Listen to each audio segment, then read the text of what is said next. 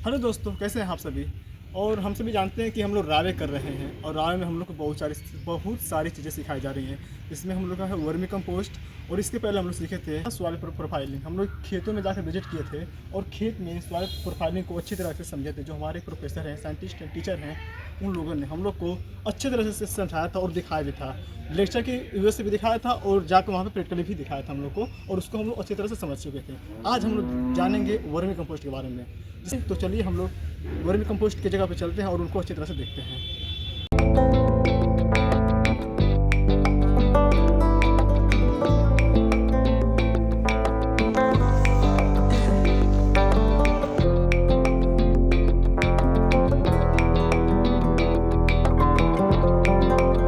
ये 3 से 4 इंच तक का इनका जो है हाइट होता है, और जो खेत में पाए जाते हैं 8 से 10 इंच के होते हैं। ये छोटे होते हैं।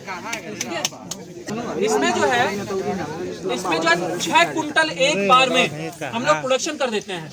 एक जो केंचुआ जब डाल दिया जाएगा तो 45 से 60 दिन में खाद बन करके तैयार हो जाता है, और उसके बाद से फिर नया आएगा। इसमें दूसरा डाला जाएगा, कुछ और डाले जाएंगे, तो केंचुआ वहां पे निर्माण करेगा। जब इसका खाली हो जाएगा तो वो बनेगा, जब उसका हो जाएगा तो ये बनेगा। ऐसे धीरे धीरे जो है पूरी साइकिल चलती रहती है। केंचुए वही रहते हैं, केंचुए वही रहेंगे। नहीं, केंचुए यही रहेंगे, वहाँ दूसरे हैं।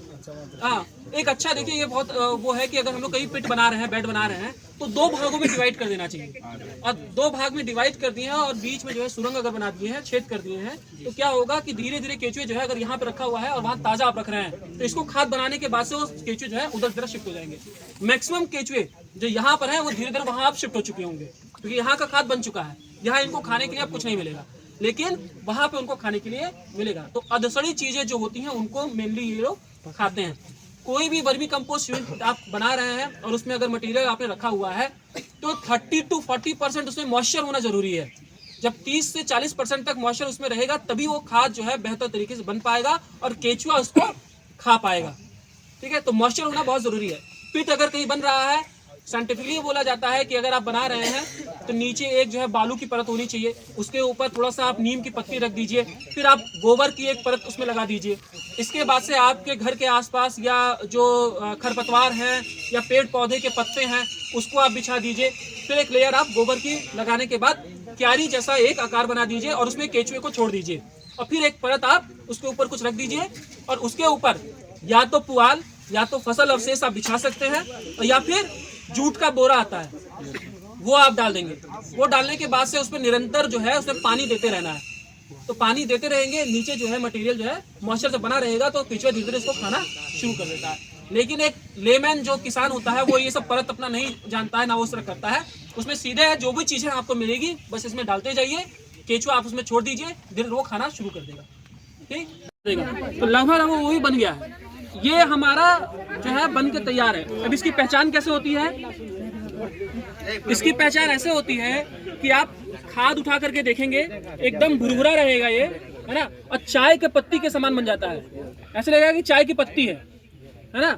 और ये जब आप ऐसे करके इसको छोड़ेंगे तो आपके हाथ में चिपकेगा नहीं, है ना। देखिए हाथ में नहीं चिपक रहा है। इसका मतलब ये है कि ये बेस्ट क्वालिटी का ये खाद आपका तैयार हो गया है ना। ये एकदम तैयार है, आप खेत में डालिए, इसका पैकेजिंग करिए। देखिए कहीं आपके हाथ में ये चिपकेगा नहीं। गोबर की खाद छुइए, बाकी सब खाद छुइए, देखिए हाथ में आपके चिपक जाएगा, लेकिन ये गहरे भूरे रंग का रहता है और चाय के पत्ती के समान रहता है। वर्मी कंपोस्ट के अंदर ये बेनिफिट होता है कि सारे न्यूट्रिशन जो होता है वो इनके अंदर उपलब्ध रहता है, तो जिसकी भी कमी होती है वो इसी से पूर्ति हो जाती है।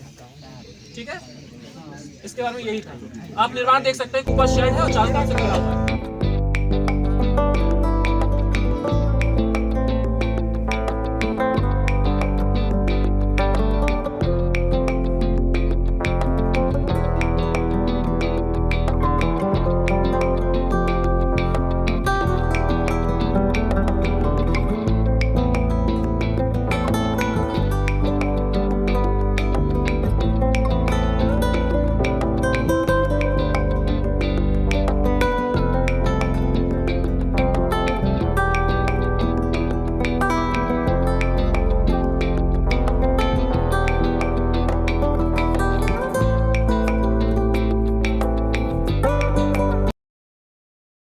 कि आप लोग ने वर्मी कंपोस्ट के बारे में अच्छी तरह से जानकारी ली है, उसका लेक्चर भी लिए हैं और हमने आपको वर्मी कंपोस्ट के प्लेस पे विजिट कराकर कुछ चीज़ें भी दिखाए हैं, जैसे लाइव आप लोग को वर्मी कंपोस्ट के बारे में दिखा दिए हैं।